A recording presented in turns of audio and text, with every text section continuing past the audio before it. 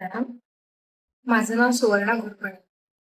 गेल्या 10 वर्षांपासून श्री ॲस्ट्रोवास्तू बरोबर मी कार्यरत आहे. श्री ॲस्ट्रोवास्तू बरोबर अनेक कोर्स केले. पण जेव्हा 27 योगांचा कोर्स सरांबरोबर केला, तेव्हा याच्यामध्ये काही नवीन-नवीन गोष्टी शिकायला मिळाल्या. तर आज आपण बघणार आहोत सुकर्मा योग. तो 27 योगांमधला 7वा योग आहे. सुकर्मा म्हणजे चांगले कर्म, पुण्यकर्म. ज्योतिषशास्त्रीय कालगणनेनुसार जेव्हा चंद्र आणि सूर्य यांची युती ही 80° ते 93° कलापर्यंत होते, तेव्हा सुकर्मा योग होतो. सुकर्मा योगाचा स्वामी हा इंद्र भगवान आहे. त्याच्यामुळे या योगावर जन्मलेल्या व्यक्तींना ऐश्वर्य, सुख, संपत्ती प्राप्त होते. या योगावर जन्मलेल्या व्यक्ती या प्रामाणिक आणि उदात्त हृदयाचे असतात. त्यांना कठोर परिश्रम आवडतात. मेहनतीने काम केलेलं त्यांना आवडतं.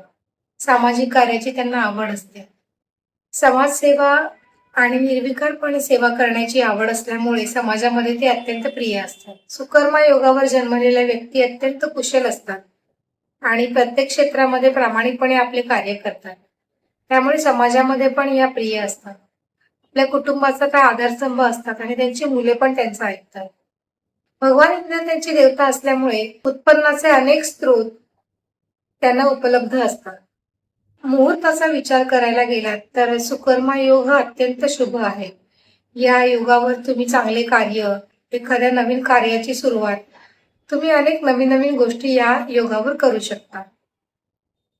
या योगामध्ये स्थिरता असल्यामुळे या योगावर केलेले कार्य हे दीर्घकाळ टिकते. या योगावर जन्मलेल्या लोकांनी गरीब मुलांना त्यांच्या शिक्षणासाठी मदत करावी. त्याच्यापासून त्यांना चांगला फायदा होईल. या योगातील व्यक्तींना कन्यारत्न प्राप्त झाल्यानंतर त्यांचा भाग्योदय होतो. त्यांच्या कुटुंबामध्ये एक तरी प्रेमविवाह असतो किंवा त्यांचा तरी प्रेमविवाह झालेला असतो.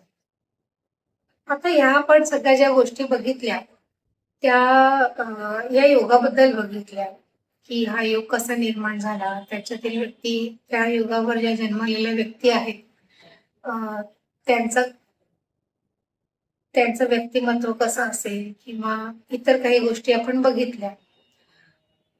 पण गुरुजींनी आम्हाला ज्या काही आणखीन नवीन गोष्टी सांगितल्या त्याच्यामध्ये अजून एक गोष्ट अशी आहे की हा योग जरी शुभ असला तरी या योगावर ज्या व्यक्ती जन्म घेतात त्यांना चांगलं कार्य करण्यासाठी खूप मेहनत करावी लागते.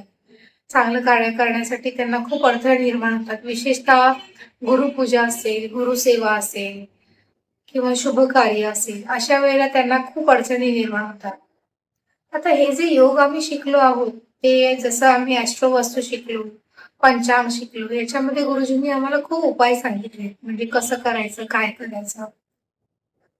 आणि समोरचं जातक जसं आपल्याला प्रश्न विचारतो त्याच्याप्रमाणे आपण त्याची उत्तर देऊन मोकळं होतो. त्यांना काय हवंय, काय नको, त्याच्याप्रमाणे त्यांना त्याचा चांगला रिझल्ट पण मिळतो. पण पंचांगचे जे उपाय आहेत हे तुमच्या मुळावर काम करतात. म्हणजे तुम्ही सुकर्मा योगावर का जन्माला आलात, की तुम्ही मागच्या जन्मात असं कोणतं कर्म केलं आहे की त्यामुळे या योगावर तुमचा जन्म आलाय. या योगावर जन्म झाल्यामुळे तुमच्या आयुष्यामध्ये काय अडचणी निर्माण होणार आहे. तर हे सगळं आम्हाला या पंचांगच्या पूर्ण कोर्समध्ये शिकायला मिळालं. तर याच्यामध्ये आम्हाला सांगितलंय सरांनी असं की मागच्या जन्मी तुम्ही गुरूंना बसायला आसन दिलेलं नव्हतं. त्यामुळे या योगावर गुरुसेवेसाठी किंवा गुरुदरबारामध्ये किंवा चांगल्या शुभ गोष्टींसाठी खूप अडथळे निर्माण होतात. मग या योगाचं निवारण करण्यासाठी आम्हाला काय उपाय सांगितले, तर त्यांनी आम्हाला असं सांगितलंय की आपलं आपलं हृदय हे जसा सिंह एकदम विशाल असतो तसं आपलं विशाल हृदय करून आपण आपल्या गुरुजींना आसन बसण्यासाठी द्यावं. त्याच्यानंतर जिथे आपलं गुरुकुल आहे किंवा जिथे आपले आश्रम गुरु असतात तिथे आपण सवत्स लक्षणा घेऊन ही तिच्या बछड्यासकट दान करावी आणि पूर्णपणे तिची जबाबदारी घेऊन तिची सेवा करावी. तर असे काही उपाय केल्याने त्यांना त्याचा रिझल्ट चांगला मिळतो. तर हे उपाय जेव्हा आम्ही काही आमच्या जातकांना दिले तेव्हा त्यांना त्याचे खूप चांगले रिझल्ट मिळाले. प्रत्येक गोष्टीमध्ये त्यांना अडचणी अडचणी निर्माण होत होत्या. एखादी गोष्ट सुरळीतपणे पूर्ण होत नव्हती किंवा सुरुवात झाली की बंद व्हायची. तर त्यांचे जे मार्ग होते ते मोकळे व्हायला सुरुवात झाली आणि त्यांच्या मार्गातले अडथळे दूर झाले आणि ते आता अशा पदावर जाऊन पोहोचले आहेत की ज्याच्यासाठी त्यांनी खूप आयुष्यभर मेहनत घेतली, ती मेहनत त्यांची फळाला आली आणि त्यांना त्याचे चांगले रिझल्ट मिळायला लागले. तर हे मी सगळ्यांना असंच सांगू इच्छिते की हे जे काही ज्ञान आहे, अ, हे ज्ञान खूप दुर्मिळ आहे आणि गुरु परंपरेने चालत आलेले ज्ञान आहे. त्याच्यामध्ये गुरुजींनी आम्हाला सांगितलंय की कोणते गुरु करायचे, की जे आपल्याला नीर आणि क्षीर यामधला फरक करायला शिकवतात.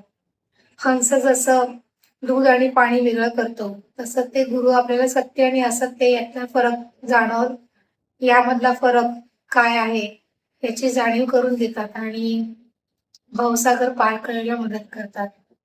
तर अशा पद्धतीने हा जो योग आहे, याच्याबद्दल आम्हाला गुरुजींनी जी काही माहिती दिली त्याबद्दल त्यांची आभारी आहे. आणि हे दुर्मिळ ज्ञान सगळ्यांनी घेऊन पूर्ण चराचर सृष्टीला, पूर्ण जगामध्ये सगळ्यांना याचा वापर करायला शिकवावं. संपूर्ण जगताला या ज्ञानाची मदत व्हावी, अशी अपेक्षा ठेवते. धन्यवाद.